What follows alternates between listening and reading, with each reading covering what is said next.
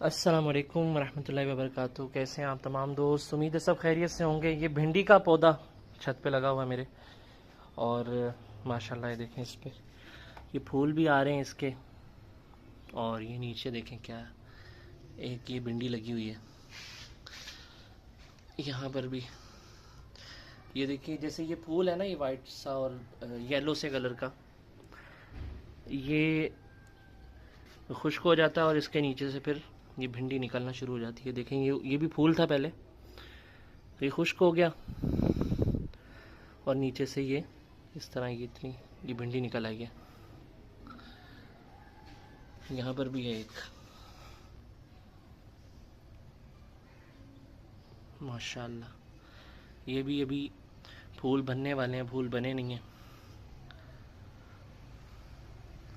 یہاں پر بھی کچھ ہے.